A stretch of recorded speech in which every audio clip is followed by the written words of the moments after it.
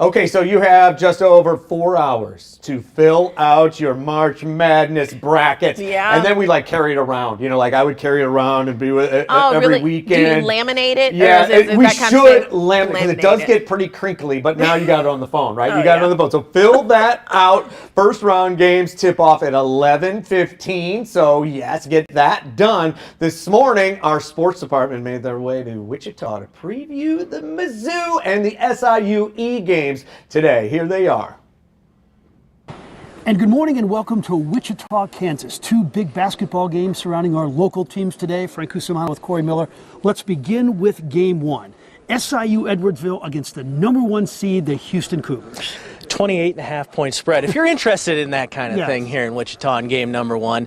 But for the Cougars, just being here is an accomplishment in and of itself. Now, they're not going to see it that way if they lose in the first round, but they've never been here before. They're a 16 facing a 1 seed. We have seen it happen before.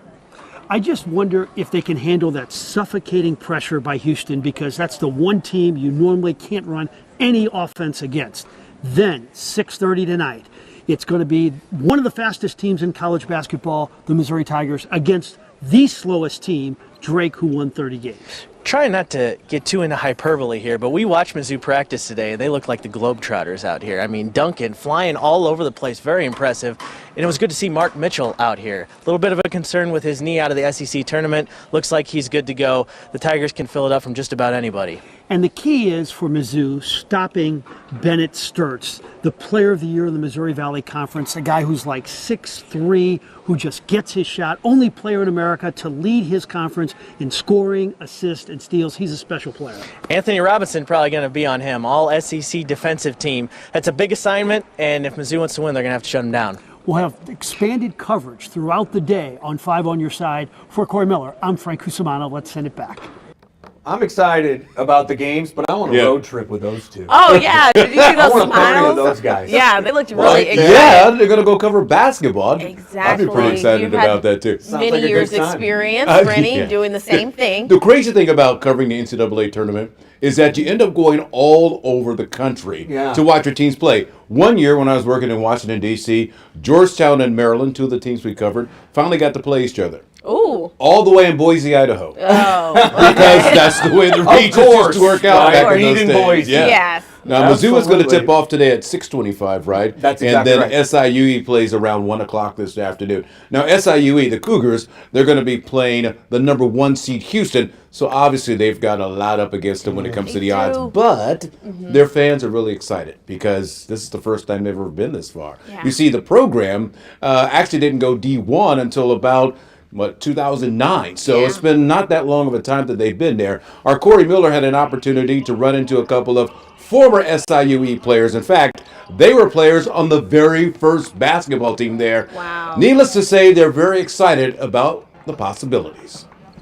Well, when they first went D1, they had us talk to the team, and I said, you guys are not the first D1 team. We were, because it was all one level. You played there was no D2 or 3. And our first official practice was on Saturday at 10 o'clock.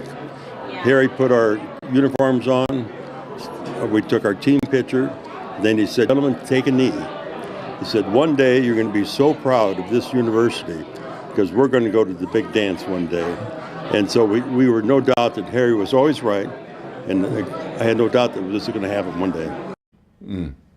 That was such a great quote on his part. It's so emotional to see that. I thought for sure he's going to start crying any minute now. But I could imagine if my alma mater, which is Southern Oregon State University, if they were able to go to the tournament, which they won't because we're NAIA, it would have been so exciting. You know, so exciting. especially special if you were part of building the program as well. Like, you know, we always say leave something better than you found it. And it's so important. I mean, those guys are out there doing what they love, but not even knowing they're starting a legacy that's coming full circle today. So, I mean, I am rooting for SIU. I really, really am.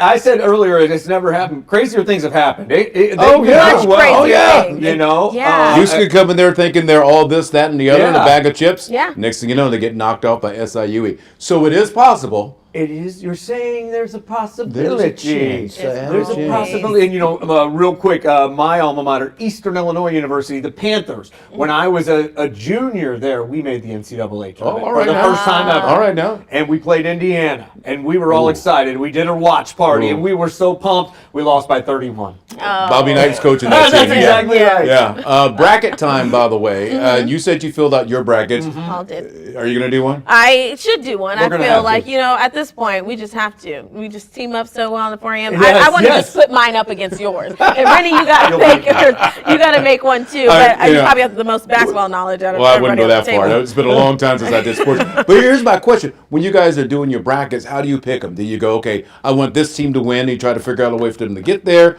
Or do you say, I like this mascot? Or, Great question. how do you do it? You know what I do? I go, I can't believe I didn't spend more time on college basketball this year. I go to the first resource, I Google, and I'm like, these guys got it right. I'm going to be real good here. And I never am. But that's what I do. My wife and my mom do the mascots. Oh, Okay. really? Is that what they do? Team colors Yeah, too, even? yeah. I think if you don't have a whole bunch of basketball experience, you're just like, this looks about And right they to do me. better. Yeah, sometimes they do when you don't think about it too Yeah, much. so Sometimes true. those Yeah, are all the upsets the they have. brackets that are good, Well, I'm just going to say it right now. Go Tigers, go Cougars. Yeah. Let's hope they keep advancing on, and Frank and Corey can keep having a good time Yes, at the that's a good NCAA point. tournament. Absolutely.